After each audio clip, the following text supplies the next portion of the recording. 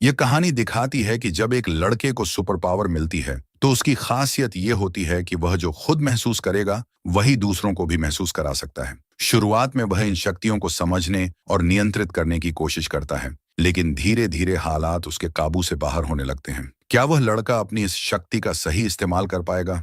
यह जानने के लिए इस वीडियो में बने रहिए। कहानी की शुरुआत होती है और हमें एक बूढ़ा आदमी नजर आता है जो एक कब्र के पास होता है। वह वहां किसी तरह का अनुष्ठान कर रहा होता है। इसी दौरान अचानक उसे एक जोरदार झटका लगता है जिससे वह दूर जाकर गिरता है। जब वह दोबारा उठता है तो उसे एहसास होता है कि उसका अनुष्ठान पूरा हो चुका है और उसे शक्तियां मिल चुकी हैं। अब सीन बदलता है और हम इस फिल्म के मुख्य किरदार कैली को देखते हैं। दरअसल कैली को एक अजीब बीमारी होती है जिसमें वह कागज खाने की आदत से ग्रस्त होता है। इस समय वह खरीदारी करने के लिए एक दुकान पर आया होता है। वहीं उसे उसके कुछ क्लासमेट मिल जाते हैं। वे कैली का मजाक उड़ाने लगते हैं। इसी दौरान वहां उसकी बचपन की दोस्त डोमिनी आ जाती है। वह उन लड़कों को रोकने की कोशिश करती है, लेकिन वे और ज्यादा गुस्सा हो जाते हैं और कैली को उठाकर कचरे के डिब्बे में फेंक देते हैं। तभी डोमिनी हिम्मत दिखाती है और उन लड़कों को वहां से भगा देती है। अब कैली के साथ जो भी हुआ उसके लिए डोमिनी काफी परेशान हो जाती है। वह उससे कहती है, मैं तुम्हें स्कूल तक लिफ्ट दे सकती हूँ, लेकिन डोमिनी की दोस्त उसे ऐसा करने से मना कर देती है। उनका कहना होता है कि कैली अभी अभी कचरे में गिरा था और वे अपनी गाड़ी में गंदगी नहीं चाहती थी। इसके बाद जब कैली स्कूल पहुंचता है तो उसकी कचरे में फेंके जाने की वीडियो वायरल हो चुकी होती है। स्कूल में हर कोई उसका मजाक उड़ा रहा होता है। घर लौटने पर उसकी माँ उससे पूछती है, आज तुम्हारा दिन कैसा गया? इस पर कैली जवाब देता है, आज मेरी डोमिनी से बात हुई। उसकी माँ मुस्कुराते हुए कहती है, तुम दोनों अच्छे दोस्त हो और तुम्हें उसे डेट पर चलने के लिए कहना चाहिए। और शायद डोमिनी भी कैली को पसंद करने लगी थी। इसके बाद हमें उस कब्र का दृश्य दिखाया जाता है जहां बूढ़े आदमी को शक्तियां मिली थी। वहां एक आदमी आता है जिसका नाम रिडल होता है।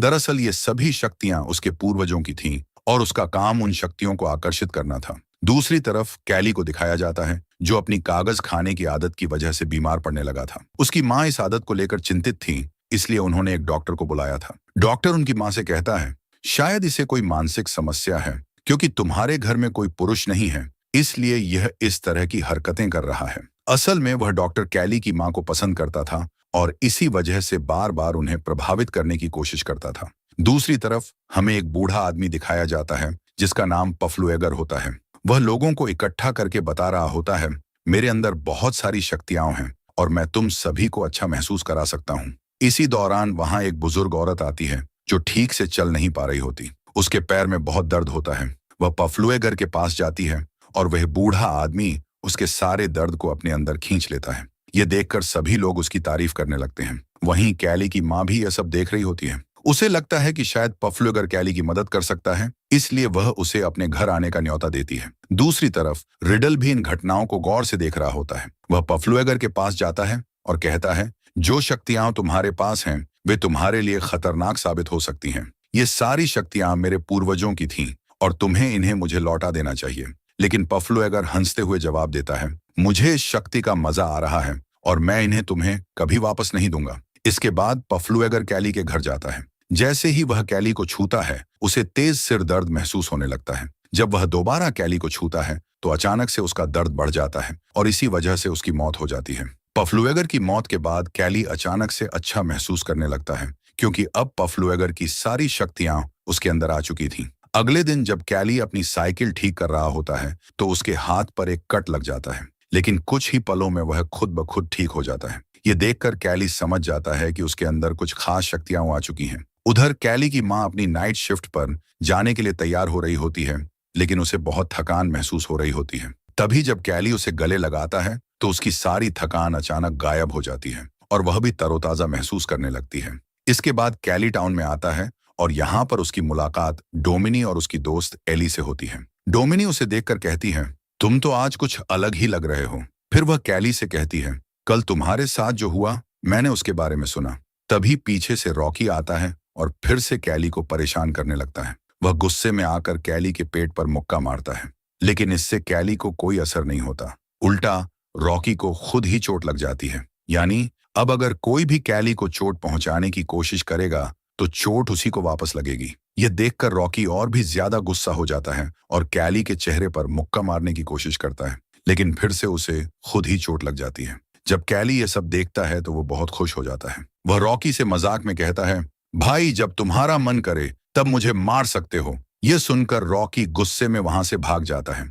घर जाते वक्त कैली एक जॉब की वैकेंसी देखता है और वह नौकरी ज्वाइन कर लेता है। रात में वह बहुत खुश होता है और अपनी माँ को सारी बातें बताता है। इसके बाद रॉकी अपने पिता को लेकर कैली के घर पहुंच जाता है। रॉकी के पिता गुस्से में कैली की माँ से कहते हैं, तुम्हारे बेटे कैली ने मेरे बेटे रॉकी को मारा है। इस पर रॉकी खुद कहता है, हाँ मुझे पता है। कैली की माँ ये सुनकर कहती है, मेरा बेटा नहीं बल्कि तुम्हारे बेटे ने मेरे बेटे को मारा है। इस पर रॉकी का पिता कहता है, हाँ मुझे पता है, लेकिन आज जो हुआ वह बहुत अजीब था। कैली की माँ गुस्से में कहती है, अगर तुम्हें पहले से पता था कि तुम्हारा बेटा मेरे बेटे को मारता है तो तुमने पहले कुछ क्यों नहीं किया। वह इतनी ज्यादा नाराज हो जाती है कि रॉकी के पिता को घर से बाहर निकाल देती है। यहाँ पर कैली अपनी माँ से कहता है, माँ मैं तुम्हें यही बात बताना चाहता था। फिर वह अपने आप को चोट पहुंचाने की कोशिश करता है और अपनी माँ से भी ऐसा करने को कहता है। जब उसकी माँ ऐसा करती है तो सारा दर्द उन्हें ही महसूस होता है। ये देखकर उसकी माँ कहती है, तुम्हें अपनी शक्तियों को ठीक से समझना चाहिए। ठीक है, तुम आज से एक्सपेरिमेंट कर सकते हो और देख सकते हो कि तुम्हारी और कौन कौन सी पावर्स हैं। अब कैली पर किसी भी चीज का असर नहीं हो रहा था। वे दोनों यह फैसला करते हैं कि इस बारे में किसी को नहीं बताएंगे। अगले दिन कैली स्कूल में डोमिनी का एक रबर बैंड टेबल पर पड़ा देखता है। वह सोच में पड़ जाता है क्योंकि कल रात उसने सपने में भी यही चीज देखी थी। जब वह डोमिनी की तरफ देखता है तो उसे महसूस होता है कि वह उसी के साथ है। सपने में डोमिनी के साथ उसकी दोस्त सारा भी थी। जब वह यह सब सोच रहा होता है तब डोमिनी और सारा भी क्लास में वही सोचने लगती हैं। वे दोनों समझ नहीं पाती हैं कि यह क्या हो रहा है, लेकिन कैली क्लास से बाहर चला जाता है। अब रात को सभी स्टूडेंट्स एक पार्टी कर रहे होते हैं। वहां पर डोमिनी का एक्स बॉयफ्रेंड उसे पीछे से पकड़ लेता है। ये देखकर कैली गुस्से में उसे छोड़ने के लिए कहता है। इस पर नेल्सन हंसते हुए कहता है, तुम मेरा क्या बिगाड़ लोगे। नेल्सन गुस्से में कहता है, तुम्हारे साथ जो भी चल रहा है मैं इसका पता लगा लूंगा। पार्टी खत्म होने के बाद कैली साइकिल से घर जा रहा होता है, लेकिन रास्ते में नेल्सन और उसके दोस्त उसे देख लेते हैं और उसे चोट पहुंचाने की कोशिश करते हैं। कैली संतुलन खो बैठता है और एक गाड़ी के सामने गिर जाता है, लेकिन कैली पर कोई असर नहीं होता, बल्कि गाड़ी चला रहे व्यक्ति की तुरंत मौत हो जाती है। इस घटना से कैली भी डर जाता है क्योंकि अब उसे अपनी शक्तियों का असली खतरा समझ आने लगा था। अब यहाँ पर डोमिनी और उसकी फ्रेंड्स भी पहुंच जाती हैं। यहाँ पर कैली डोमिनी को सब कुछ सच बता देता है। इसके बाद पुलिस भी पहुंच जाती है और कैली की माँ भी। पुलिस उस लड़के की मौत के बारे में पूछताछ करने लगती है। वहां मौजूद लोग कैली पर इल्जाम लगाते हैं कि वह सड़क पर साइकिल चला रहा था और उसने जानबूझकर एक्सीडेंट करने की कोशिश की, लेकिन पुलिस अधिकारी इस बात को मानने से इनकार कर देता है। इसके बाद वह कैली से पूछताछ करता है और कैली उसे सारी सच्चाई बता देता है। हालांकि पुलिस को उसकी बात पर यकीन नहीं होता क्योंकि यह सिर्फ एक हादसा था, इसलिए इस केस को बंद कर दिया जाता है। दूसरी तरफ हमें रिडल को दिखाया जाता है जो पफ्लू एगर की कब्र के पास पहुंचता है। वहां जो पौधे उगे हुए थे उन पर रिडल जादू कर देता है। स्कूल में नेल्सन और उसके दोस्त कैली पर नजर रख रहे होते हैं क्योंकि वे अपने दोस्त की मौत का बदला लेना चाहते थे। इस बीच कैली और डोमिनी एक साथ बैठे होते हैं। डोमिनी कहती है कि एक नई मूवी आई है और वह उम्मीद करती है कि शायद कैली उसे डेट के लिए पूछेगा। कैली पहले तो बात समझ नहीं पाता, लेकिन आखिर में वह उसे डेट के लिए पूछ ही लेता है और डोमिनी हाँ कह देती है। इसके बाद जहां कैली काम करता था वहां रिडल उससे मिलने आता है। वह कैली से पूछता है कि क्या वह पफ्लू एगर को जानता है। फिर कैली उसे सब कुछ बता देता है। ये सुनकर रिडल समझ जाता है कि अब पफ्लू एगर की सारी शक्तियां कैली के अंदर आ चुकी हैं। रात में जब कैली घर आता है तो उसकी माँ के सिर में दर्द हो रहा होता है, इसलिए वह दवाई लेने के लिए बाहर निकल जाता है। लेकिन बाहर नेल्सन और उसके दोस्त उसके घर पर नजर रख रहे होते हैं। उन्हें लगता है कि शायद कैली की माँ घर से बाहर गई है और कैली अकेला है। वे अपनी गाड़ी से उसके ट्रेलर को लोहे की चेन से जोड़ देते हैं, जिससे ट्रेलर नीचे गिर जाता है। ट्रेलर गिरने की वजह से वहां गैस लीक हो जाती है। कैली की माँ बाहर निकलने की बहुत कोशिश करती है, लेकिन वह बाहर नहीं निकल पाती। तभी एक लैंप नीचे गिर जाता है और वहां आग लग जाती है। आग फैलने के कारण विस्फोट हो जाता है और कैली की माँ की जान चली जाती है। जब तक कैली वहां पहुंचता है तब तक आग पूरी तरह फैल चुकी होती है। पुलिस को लगता है कि कैली भी जल चुका है, इसीलिए वे उसे अस्पताल भेज देते हैं। लेकिन बाद में पुलिस अफसर को पता चलता है कि कैली को कोई चोट नहीं आई। इसके बाद शेरिफ से मिलने के लिए रिडल आता है। वह पुलिस अफसर से कहता है कि हमारे पूर्वजों की शक्तियां अब कैली के अंदर आ चुकी हैं और हमें कुछ करना पड़ेगा, लेकिन अफसर उसकी बात पर ज्यादा ध्यान नहीं देता। अगले सीन में कैली की माँ का अंतिम संस्कार दिखाया जाता है। वहां डोमिनी उसे सांत्वना देने के लिए आती है। जब सभी लोग चले जाते हैं तब कैली अपनी माँ की कब्र के पास जाता है। वहां एक पत्ता पड़ा होता है जिसे वह उठाता है और खाने लगता है। लेकिन जैसे ही वह पत्ता खाता है उसे अजीब सा महसूस होता है और वह उल्टी करने लगता है। दूर खड़ी सारा ये सब देख रही होती है। अब कैली की माँ की मौत के बाद ऑफिसर उसे हॉस्टल केयर में रखने वाले थे। रास्ते में ऑफिसर कैली से कहता है, तुम्हारे ट्रेलर का बैलेंस खराब हो गया था, क्या उसमें कोई परेशानी थी? और तभी कैली रोड पर नेल्सन और उसके दोस्तों को देखता है। वह समझ जाता है कि यह सब उन्होंने ही किया है।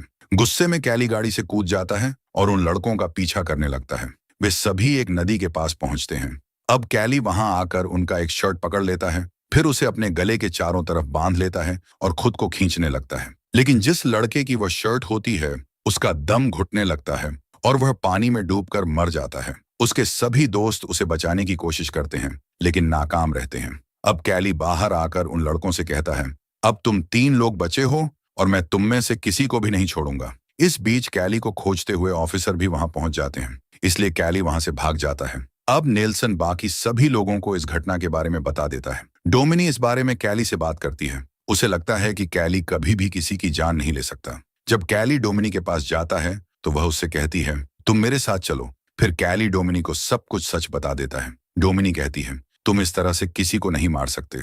अगर तुम्हारी माँ जिंदा होती तो वह ऐसा कभी नहीं चाहती। कोई ना कोई तरीका जरूर होगा जिससे वे खुद तुम्हारी बात मान लेंगे। इस बात पर कैली मान जाता है। अब अगले दिन क्लास चल रही होती है, तब वहां कैली पहुंच जाता है। वह नेल्सन के सभी दोस्तों का मजाक उड़ाने लगता है। अब उनका एक दोस्त कैली पर हमला करने वाला होता है, लेकिन नेल्सन उसे रोक लेता है। इसलिए अब कैली उन्हें और ज्यादा उकसाने लगता है। जब ये लोग केमिस्ट्री लैब में होते हैं तब नेल्सन का एक दोस्त कैली पर एसिड फेंक देता है, लेकिन गलती से एसिड उसके अपने दोस्त के चेहरे पर गिर जाता है, जिससे उसका चेहरा जल जाता है और तुरंत उसकी जान चली जाती है। अब यहाँ पर डोमिनी कैली पर बहुत ज्यादा गुस्सा हो जाती है, इसलिए कैली वहां से चला जाता है। रात में सारा नेल्सन से मिलने आती है। वह उससे कहती है कि उसे भी अपने दोस्त की मौत का बदला लेना है। अब क्योंकि उसे कैली की कमजोरी के बारे में पता था, वह यह बात नेल्सन को बता देती है। दोनों जंगल में जाकर उन जादुई पत्तों को इकट्ठा करते हैं और लिक्विड बनाकर गैस के कैन में भर देते हैं। अगले दिन जब सभी लोग प्रैक्टिस कर रहे होते हैं तब वहां एक पुलिस अधिकारी उन्हें चेतावनी देने आता है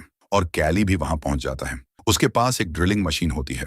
वह नेल्सन से कहता है कि सच सबको बता दो कि तुमने क्या किया है, लेकिन नेल्सन मानने से इनकार कर देता है। तब कैली खुद पर ड्रिल करने लगता है और उसकी सारी चोटें नेल्सन को लगने लगती हैं। अब डोमिनी भी वहां पहुंच जाती है। इसी दौरान नेल्सन ने जो लिक्विड बनाया था उसे कैली पर छिड़क देता है। इससे पहले कि हालात और बिगड़ते, वह मौके का फायदा उठाकर पुलिस अधिकारी की बंदूक छीन लेता है। जब कैली धीरे धीरे ठीक होने लगता है तब नेल्सन उसे गोली मार देता है। इसकी वजह से नेल्सन की मौत हो जाती है। डोमिनी कैली से कहती है कि उसे इस तरह से बदला नहीं लेना चाहिए था। शरीफ कैली से कहता है कि यह सब तुम्हारी ताकतों की वजह से हुआ है, लेकिन मैं तुम्हें फिर से नॉर्मल बना सकता हूँ। अब कैली भी फिर से नॉर्मल होना चाहता था। इसके बाद रात का समय दिखाया जाता है। अब सभी लोग रिडल के पास जाते हैं, जहां एक अनुष्ठान किया जाने वाला था जिससे कैली की सारी शक्तियां खत्म हो जाएं।